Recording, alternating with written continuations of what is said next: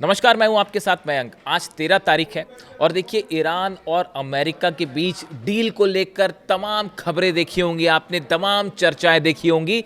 लेकिन इस बीच ईरान के विदेश मंत्री अब्बास अराक्ची साहब की तरफ से साफ कह दिया गया है कि जब तक ईरान की तरफ से कोई कंफर्मेशन ना आए किसी भी तरह की किसी डील को लेकर, किसी शर्त को लेकर, किसी बात पर आप विश्वास ना करें।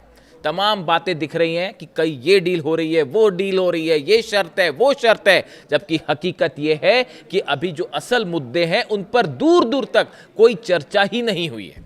ये बात ईरान की तरफ से साफ साफ कह दी गई है। यानी डोनाल्ड ट्रंप जो दावे कर रहे हैं वो फिर से एक बार हवाई साबित होते दिख रहे हैं और हॉर्मूज में तनाव बढ़ गया है फिर से, और वो जंग वाले हालात फिर बनते जा रहे हैं। उस पर हम अलग से बात करेंगे।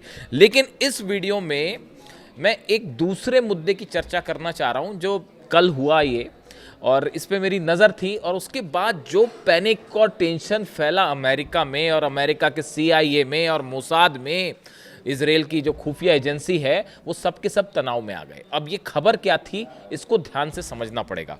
देखिए होता क्या है कि IRIB, ये ईरान का जो स्टेट नेटवर्क है, न्यूज़ चैनल कह लीजिए, इनकी तरफ से एक फुटेज जारी किया गया, चलाया गया खबरों के दौरान। यानी ईरान के टीवी पे IRIB की तरफ से जो खबरें चल रही थी उस दौरान एक फुटेज चलाया गया, एक विजुअल चलाए गए।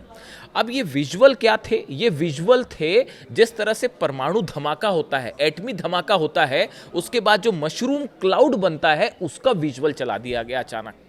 और जैसे ही ये खबर चली, जैसे ही ये विजुअल चले, देखिए उसमें कुछ दावा कुछ नहीं किया जा रहा था, लेकिन जैसे ही ये खबर चली, ये विजुअल्स देखे लोगों ने, उसके बाद पूरी दुनिया में अचानक, खास तौर पर अमेरिका और इजराइल में, ये खबर फैल गई कि भाई क्या ईरान ने परमाणु परीक्षण कर लिया है और इसी वजह से ईरान की जो ये स्टेट रन नेटवर्क है, इसने ये विजुअल्स चला दिए।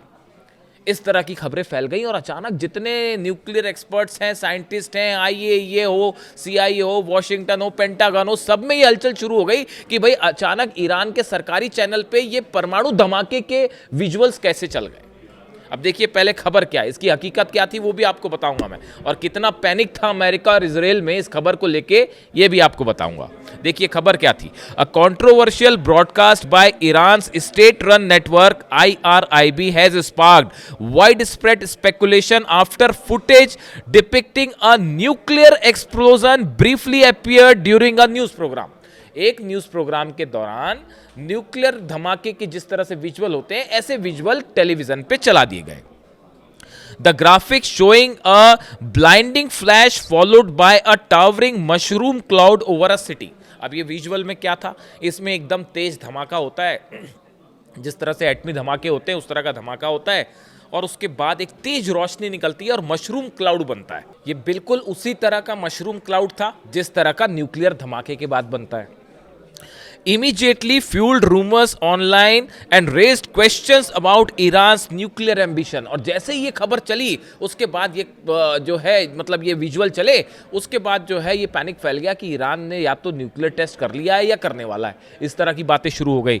IRIB later dismissed the incident as an editing error and denied reports that the network had been hacked। अब देखिए जब ये पैनिक हुआ उसके बाद कुछ देर बाद IRIB जिनकी तरफ से ये विजुअल चलाए गए थे, ये ईरान का जो है स्टेट रन नेटवर्क है, मतलब सरकारी एक प्रकार का चैनल आप कह लीजिए, उसकी तरफ से फिर सफाई आई। उसने सफाई ये दी कि भाई ये जो परमाणु धमाके के विजुअल चल गए, ये गलती से चल गए और हमारा कोई नेटवर्क हैक भी नहीं हुआ था। इस तरह की भी खबरें थी कि हैकिंग करके ये चला दिया गया विजुअल, तो उन्होंने कहा कोई हैकिंग नहीं हुई थी और हमसे गलती से चल गया। अब देखिए न्यूज़ चैनल्स में हम लोग भी काम करते हैं, तो गलती से परमाणु धमाके के विजुअल तो नहीं चलते हैं, तो इसीलिए कहा गया, कई इंटरनेशनल एक्सपर्ट्स ने ये माना कि ये ईरान के सरकारी चैनल पे जो परमाणु धमाके के विजुअल चले, ये एक बड़ी वार्निंग थी इजराइल और अमेरिका के लिए। कुछ ही देर के लिए चले ये विजुअल्स, लेकिन पूरी दुनिया ने इसको नोटिस कर लिया। और जितनी खुफिया एजेंसीज हैं भाई, एक तो अमेरिका में और इजराइल में जो है वो बड़े बड़े खुफिया एक्सपर्ट्स जो हैं वो ये बैठ के ही देखते रहते हैं कि ईरान में क्या चल रहा है, वहाँ कहाँ प्रदर्शन हो रहा है, कितने लोग प्रदर्शन कर रहे हैं, टीवी पे क्या चल रहा है, प्रेस में क्या चल रहा है, वो ये इसी को फॉलो करते रहते हैं। तो वो सब बेचारे टेंशन में आ गए कि अरे ये कहीं ब्लास्ट तो नहीं कर दिया इन्होंने। तो उसके बाद उनकी तरफ से कहा गया कि नहीं, ये भाई ये गलती से चला था।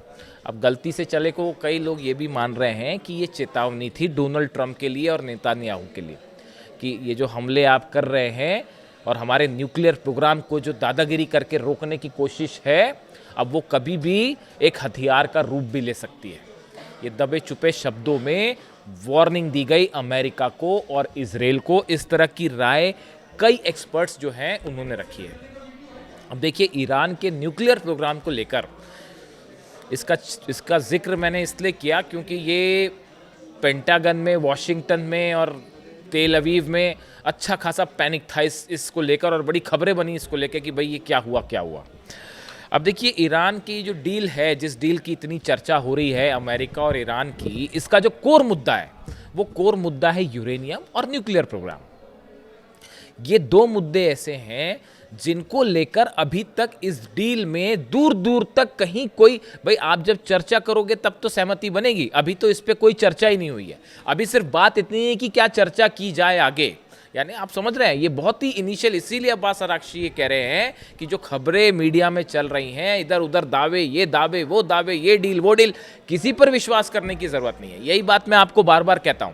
मैं तो बल्कि एक कदम और आगे बढ़ के कहता हूं कि जब तक ईरान की सेना ना कंफर्म करे, जब तक IRGC कंफर्म ना करे, अहमद वाहिदी साहब कंफर्म ना करें, तब तक आपको किसी बात को मानने की जरूरत नहीं है। अब देखिए, न्यूक्लियर प्रोग्राम को लेकर दो चार बातें समझने की ज़रूरत है। अभी ये बीच में जो ड्राफ्ट का खेल चल रहा है जो पिछले एक महीने से, इसकी एक दो शर्तें जो हैं किसी तरह से, मतलब मुझे एक्सेस मिला कि कुछ लोगों से जानकारी मिली कि इसकी क्या जो है वो चीज़ें हैं जो चल रही हैं। ये लीक भी हुई हैं कई जगह, डोनाल्ड ट्रंप इसको लेके हैरान परेशान भी हैं, ये लीक भी हो गई। अब इसमें जो है अमेरिका, डोनाल्ड ट्रंप ये चाहते हैं कि 20 साल के लिए यूरेनियम एनरिचमेंट ईरान जो है वो अपना रोक दे, और ईरान इस बात के लिए तैयार नहीं है। हालांकि इस तरह की खबरें आई कि 10 साल के लिए एनरिचमेंट रोकने की बात ईरान की तरफ से कही गई, ऐसी खबरें थी कुछ जगह से, ऐसे दावे थे, सच्चाई क्या है पता नहीं। लेकिन अमेरिका ये चाहता है कि 20 साल के लिए रोक दे।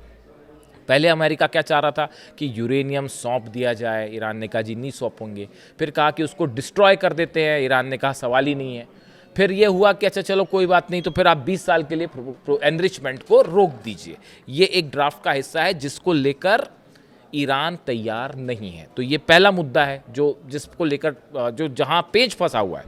दूसरी बात सुनिए, अमेरिका चाहता है कि नतांज, फोर्दो और इस्फहान में ये जो तीनों न्यूक्लियर ठिकाने हैं, इनको पूरी तरह से बंद कर दिया जाए।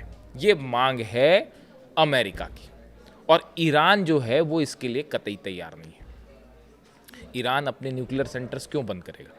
हालांकि कुछ लोगों ने ऐसे दावे किए कि ईरान इन 3 में से 2 को बंद करने के लिए तैयार है, तीसरा नहीं बंद करेंगे, ऐसा कुछ लोगों का दावा था। कुछ एक्सपर्ट जो ईरान के बारे में, न्यूक्लियर मामले में जानकार हैं, और जो ये शायद उनको एक कुछ जानकारी मिली होगी ड्राफ्ट की, ऐसी बात है। लेकिन मेरी जानकारी में ऐसा कुछ नहीं है। तो ईरान की तरफ से ये कहा गया कि हम जो है अपने न्यूक्लियर ठिकाने बंद नहीं करेंगे। अमेरिका अड़ा हुआ है कि तीनों बंद कर दीजिए। अब इसके अलावा देखिए, जो तीसरी बात है जिसको लेकर ज़बरदस्त कंफ्यूजन है, और मतलब ये कैसे होगा प्रैक्टिकल, इसीलिए मैं बार बार ये कहता हूँ कि डील होना मुश्किल है साहब। डील होना कई जगह पेच फंसे हुए हैं। अब आप देखिए, ईरान कह रहा है, अमेरिका कह रहा है तीनों न्यूक्लियर पावर प्लांट बंद कर दीजिए, अपनी तीनों प्लांट्स जो हैं वो बंद कर दीजिए, नतांज, फोर्दो और इस्फहान। ईरान तैयार नहीं है। वो ये कह रहा है कि साहब जो है 20 साल के लिए रोक दीजिए एनरिचमेंट, उसके लिए तैयार नहीं है। तीसरी बात जो है, अमेरिका ये चाहता है कि ईरान के जितने न्यूक्लियर ठिकाने हैं, जहाँ जहाँ एनरिचमेंट होता है या पावर प्लांट्स हैं, वहाँ सब जगह IAEA को एक्सेस दिया जाए। जो इंटरनेशनल एटॉमिक एनर्जी कमीशन है, IAEA जो है, वो सब जगह जाके इंस्पेक्शन करने की अनुमति मिल जाए। अब ईरान के ये बड़े सारे जो ठिकाने हैं, ये ऐसी जगह हैं जो कि IRGC के, ईरान की सेना और IRGC के लोकेशंस हैं, जहाँ पर ये यूरेनियम एनरिचमेंट का काम हो रहा है, या जहाँ पर यूरेनियम रखा हुआ है, या जहाँ पर जो है न्यूक्लियर प्रोग्राम्स चल रहे हैं। ये IRGC के ठिकाने हैं साहब। ईरान ईरान की सेना के ठिकान, कौन सा देश किसी दूसरी इंस्पेक्शन एजेंसी को अपनी सेना के ठिकानों में अंदर आने की इजाजत दे देगा और कैसे दे देगा? ये संभव है? ये संभव ही नहीं है। आप समझ रहे हैं ये डील जो फंसी हुई है। इसीलिए बड़े सारे लोग ये कह रहे हैं कि अगर कुछ ड्राफ्ट सामने आ भी जाए, इनिशियल लेवल पर कुछ साइन हो भी जाए, तो भी ये लंबा नहीं चलेगा, ये टूट जाएगा।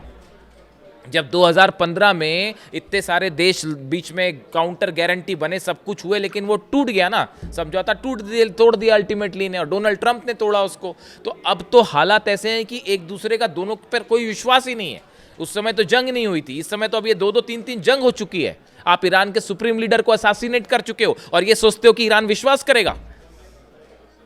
कैसे कर लेगा? किसी सूरत में नहीं ईरान विश्वास करेगा। दूर विश्वास का कोई सवाल ही नहीं है। किस बात पर विश्वास करें? आपको ये पहले सोचना था अली खामनेई साहब पर असैसिनेशन करने के पहले। ये सब चीजें तो चलती रहेगी, आपकी जंग चलती रहेगी और ये मिसाइलें चलती रहेगी, ड्रोन चलते रहेंगे और टॉम हॉक मारोगे, वो अपनी जो है वो फतह मारेगा और खुर्रम शहर मारेगा। ये सब तो चलता रहेगा साहब, ये जंग चलती रहेगी, हॉर्मुज़ की जंग चलती रहेगी। लेकिन अली खामनेई साहब को असैसिनेट नहीं करना था।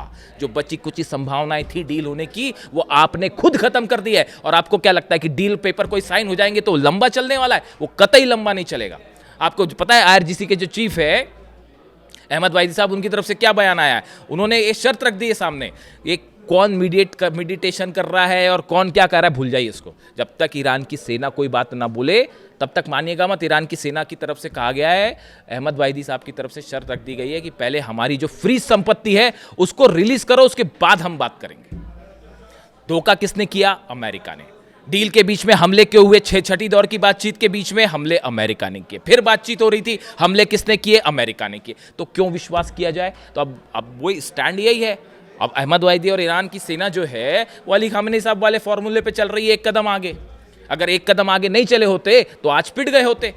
अली खामनेई साहब का प्लान था पूरा, कि उनको पता था कि आज नहीं तो कल ये होने वाला है। तो देखिए उनकी प्लानिंग कैसी थी, चाहे ड्रोन्स हो, चाहे मिसाइल्स हो, मोजाइक सिस्टम हो, वो पूरी जंग के लिए तैयार थे। इसीलिए आज दुनिया का सबसे बड़ी ताकत घुटनों पर है।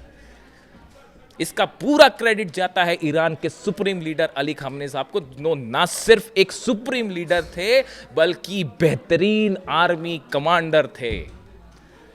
और उन्हीं की प्लानिंग का नतीजा है कि दो महाशक्तियां, दो देश मिलके जो है, जो अपने हथियारों का इतना बड़ा दम भरते हैं, ईरान का कुछ नहीं बिगाड़ पाए। देखिए कल मैंने दावा किया था ना, वो F-35 और F-16 जो गिरे हैं कई सारे। देखिए जॉर्डन के बेस की वो तस्वीर आनी शुरू हो गई है, दिखाऊंगा मैं आपको अगले वीडियो में। वो हैंगर जहां पर मिसाइल मारी ईरान ने, मलबे का ढेर लगा हुआ है, उसमें कितने F-35 जले हैं और कितने F-16 जले हैं कोई हिसाब नहीं है साहब। सबसे पहले बताई थी ये बात मैंने आपको कि ये हो चुका है। इसको अमेरिका कभी स्वीकार नहीं करेगा। वो स्वीकार तभी होगा जब कोई संसद की कमेटी बैठेगी और 3 महीने बाद रिपोर्ट देगी। जैसे पहले कहा जा रहा था कि 2 प्लेन गिर गए, 3 प्लेन गिर गए, 4 प्लेन गिर गए। हम आपको बोल रहे थे कि साहब कम से कम 30 से ज़्यादा प्लेन गिरे, और रिपोर्ट निकल के आई कि 42 मार दिए। अमेरिका के 42 प्लेन गिरा दिए ईरान ने। अब वैसे ही अभी देखना आप, ये कई F-35 और F-16 जेट के ऊपर मिसाइल गिरी, तबाह हो जाओ। जॉर्डन का वो बेस जो है जहाँ से ऑपरेट कर रहे थे, खत्म हो गया वो बेस, उस पर अब कुछ बचा ही नहीं। उसको बनाने में बहुत टाइम लग जाएगा। और वहाँ कितने F-35 F-16 जले कोई हिसाब नहीं है। पेट्रियट नहीं रोक पाया, पेट्रियट सिस्टम लगे तो उसको तोड़ते हुए गिरी मिसाइल वहाँ पे, खैबर मिसाइल्स। तो देखिए ऐसा है, हकीकत अब ये है कि ये न्यूक्लियर मुद्दे वाले मामले पे ये जो डील है ना, ये डील ऊपरी चीज़ों पे हो सकती। क्या 60 दिन का सीज फायर कर लेते हैं? वो वर्ल्ड कप चल रहा है फुटबॉल का, सबने कहा जी पूरा ख़त्म खेल हो जाएगा। अगर मान लो यूरोप पर मिसाइल मारने लगा ईरान, उसका नतीजा क्या होता? अब वो फुटबॉल खेलते कि जंग करते साहब आपसे, तो पूरा वर्ल्ड कप खराब हो जाता। आनंद फानन में जो है वो सीज फायर किया गया। अब क्या होगा डील की, बोले 60 दिन का सीज फायर कर लेते हैं, यूरेनियम ईरान दे नहीं रहा, न्यूक्लियर प्रोग्राम पर बात हो नहीं सकती। तो अल्टीमेटली नतीजा क्या होगा? घूम फिर के आप फिर अच्छा जंग में भी नहीं जीत पा रहे। असली समस्या तो ये भी है कि ईरान को हरा भी नहीं सकते आप। कल मैं आपको कल सुबह वीडियो जो बताऊंगा उस पर मैं आपको बताऊंगा कि अमेरिका इस सीज फायर के जरिए, मुझे जो आज ही बताना था ये बात, लेकिन कुछ इन्फॉर्मेशन ईरान से आनी है, वो आने में वक्त लग रहा है। जैसी ही आएगी मैं इसको फिर कंफर्म करूंगा एग्जैक्टली डोनाल्ड ट्रंप का प्लान क्या है, हॉर्मुज में क्या चाहते हैं डोनाल्ड ट्रंप। एकदम पुख्ता जानकारी, वो कल के वीडियो में बताऊंगा। लेकिन अभी ये जो न्यूक्लियर मुद्दा है, ये डील क्यों नहीं हो पाएगी, ये न्यूक्लियर मुद्दे पर पेच ऐसा फंसा हुआ है। ईरान की सेना के जो अड्डे हैं, ठिकाने, वहाँ पे कैसे IAEA को अंदर आने दें, आप खुद बताइए, संभव ही नहीं है ये। और इतने हमलों के बाद अली खामेनी साहब ने कभी न्यूक्लियर बम नहीं बनाया। उन्होंने कहा था हम कभी नहीं बनाएंगे, और कभी उन्होंने इसकी इजाज़त नहीं दी। उनसे डील करनी चाहिए थी, तो उन पर आपने हमला कर दिया, उनको और वो भी इस गलतफहमी में मत रहिए कि हमला करके उनको शहीद कर दिया। वो खुद चाहते अगर,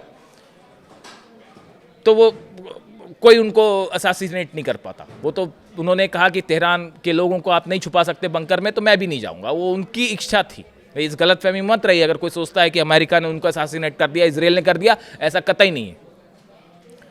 और ईरान को जीता भी नहीं जा सकता, ये बात भी, अब ये बात समझ जानी चाहिए। बात अब तक पता नहीं क्यों समझ नहीं आई, मुझे तो बड़ा हैरानी होती है। अमेरिका के थिंक टैंक्स जो हैं बड़े बड़े, वो इजराइल के, अब किसी को लगता है वाकई ऐसा कि ईरान को कोई हरा सकता है? कोई नहीं हरा सकता साहब ईरान को, किसी रूप में नहीं। आप ग्राउंड ऑपरेशन करेंगे तो पता नहीं क्या हो जाएगा, वो तो ब्लड बाथ हो जाएगा। जो हमला करेगा वो बहुत बुरी तरह से मुंह की खाएगा। तो अब ऐसे हालात में इन सब, अब देखिए इसीलिए जो है नॉर्थ कोरिया ने जो है, किम जोंग उन ने न्यूक्लियर टेस्ट कर लिया। अब बोला कि भैया आप करो अब हमले, हम बताते हैं आप पे। और वो तेजी से आर्सेनल बढ़ा भी रहा है। अब वो देखिए, अब हकीकत ये है, आपको बताएं, जैसे ये ईरान पर हमला हुआ उसके बाद से वो नॉर्थ कोरिया ने अपने न्यूक्लियर बॉम्ब बनाने की जो स्पीड है वो दुगनी कर ली है। मतलब वो मिसाइल्स भी बना रहा है, बॉम्ब्स भी बना रहा है, सब कुछ बड़े तेजी से चल रहा है। और वहाँ पे कई सारे न्यूक्लियर जो है वो चल रहे हैं। अच्छा, एक और बड़ी इंटरेस्टिंग जानकारी ये भी है, कई तरह की इस तरह की रिपोर्ट्स ये बात भी कह रही हैं कि नॉर्थ कोरिया में जो न्यूक्लियर प्रोग्राम चल रहे हैं, इनरिचमेंट सेंटर्स चल रहे हैं, उनका बड़ा ईरान कनेक्शन भी हो सकता है। यानी इस तरह के भी दावे हैं कई कि जो ईरान का यूरेनियम है, ये हो सकता है कि उसका इनरिचमेंट प्रोग्राम जो है नॉर्थ कोरिया में चल रहा हो। या इस तरह की भी बातें हैं कि नॉर्थ कोरिया में कोई बड़ा न्यूक्लियर एटॉमिक प्रोग्राम चल रहा है जो कि ईरान का है और चल नॉर्थ कोरिया में रहा है। ये इस तरह से कई खुफिया रिपोर्ट्स हैं CIA की और मोसाद की। यानी ऐसी सूरत में आप देखिए, चाइना, रशिया, रूस का नेटो को लेकर क्या हाल है, वो तो एटॉमिक फ्लैश पॉइंट पर बैठे हुए हैं। और चाइना और रशिया किसी सूरत में ईरान का साथ नहीं छोड़ेंगे। और ईरान को अगर कभी भी ऐसी सिचुएशन पड़ी तो वो हमेशा ये बात श्योर करेंगे कि जो आर्म्स हैं, एम्यूनिशन है, मिसाइल्स को लेके कई बार मुझसे पूछा जाता है कि भाई ईरान के पास कितनी मिसाइल्स बची हैं, क्या ख़त्म तो नहीं हो रही हैं? इसकी संख्या कोई नहीं जानता कितनी है। ख़त्म होना तो छोड़िए, वो 48 घंटे में उसने जॉर्डन, बहरीन और कुवैत में जो धुआं किया है कतर में, उससे आप अंदाज़ लगा लीजिए कि क्या हालात है। और ऐसे में रशिया और चाइना कभी ये आर्म एम्यूनिशन सप्लाई कम नहीं होने देंगे। यानी ये जो डील की बातें हैं तमाम, ये बहुत दूर की कौड़ी है। अगले वीडियो में एक और बड़ा खुलासा कल सुबह मैं करूँगा। वीडियो कैसा लगा कमेंट करके ज़रूर बताइए। Thank you so much.